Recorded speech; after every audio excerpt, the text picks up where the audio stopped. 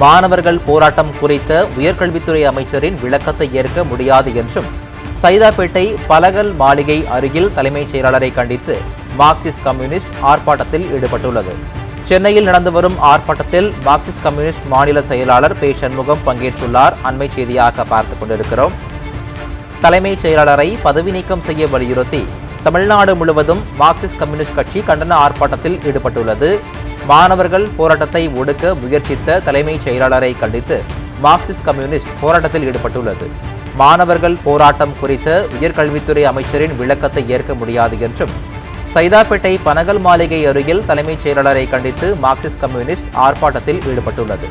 சென்னையில் நடந்து வரும் ஆர்ப்பாட்டத்தில் மார்க்சிஸ்ட் கம்யூனிஸ்ட் மாநில செயலாளர் பே. சண்முகம் பங்கேற்றுள்ளார்.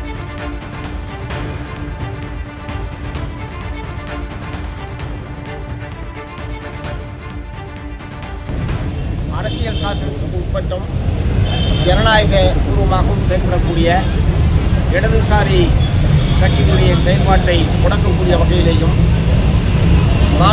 இடதுசாரி மாணவர் இளைஞர் அமைப்புகள் செயல்படக்கூடிய போராடக்கூடிய மாணவர்களுடைய போராட்டத்தை ஒடுக்கக்கூடிய வகையிலேயும் தமிழ்நாடு அரசாங்கத்துடைய தலைமைச் செயலாளருடைய உத்தரவின் அடிப்படையில் அனைத்து பள்ளி கல்லூரிகளுக்கும் அரசு அதிகாரிகள் சுற்றறிக்கை அனுப்பியிருப்பது என்பது வன்மையான கண்டனத்துக்குரியது.